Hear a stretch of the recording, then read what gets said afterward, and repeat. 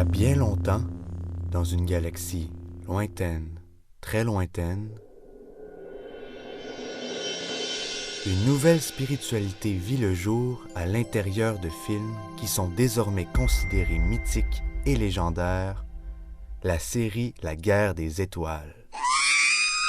Aujourd'hui, aux quatre coins du monde, des milliers d'individus se proclament Padawan, Jedi et même Maître Jedi et se disent faire partie d'un nouveau mouvement religieux, le Jediisme.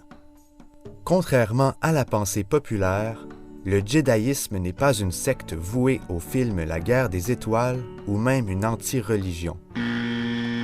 C'est plutôt un mouvement spirituel basé sur les croyances et les philosophies enseignées par les Jedi, un groupe de personnages fictifs inventés par le scénariste George Lucas qui contrôlent la force et se battent pour la balance du bien et de la justice. Pareillement au film, le vrai Jedi croit en la force, un champ d'énergie qui unit tous les éléments de l'univers en un tout. Comme dicté dans le Code Jedi, il prône la paix, la connaissance, la sérénité et l'harmonie.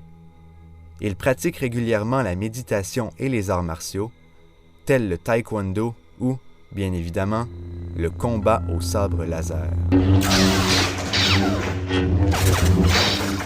Pour certains, le Jediisme est plus un mode de vie qu'une religion. C'est pourquoi on retrouve des Jedi de toutes sortes, comme des Jedi bouddhistes ou musulmans. Le mouvement s'est surtout popularisé grâce au phénomène Jedi de 2001. Suite à un recensement organisé dans un ensemble de pays anglo-saxons, les statistiques indiquaient un total de plus de 500 000 Jedi dans le monde. Parmi ceux-ci, 390 000 vivaient au Royaume-Uni, faisant ainsi passer le Jediisme comme la 4e plus grande religion du pays. En Nouvelle-Zélande, c'était la 2e plus grande.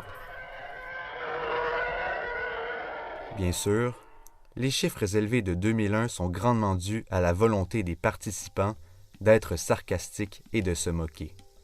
Aujourd'hui, les chiffres ont grandement chuté et le Jediisme est toujours critiqué et négligé. Avec seulement 3 lieux de culte officiels et de moins en moins de partisans, il est difficile pour les vrais Jedi de défendre la légitimité de leur cause. Peu importe la baisse, par exemple, de 20 000 à 9 000 Jedi au Canada seulement 10 ans après le recensement, le Jediisme est une spiritualité qui reste forte et véritable auprès de ses vrais croyants. Malgré la critique, cette religion mérite d'être officialisée au même titre que le christianisme ou l'islam. Si une religion peut se baser sur des histoires fictives provenant d'un livre, pourquoi pas provenant d'un film?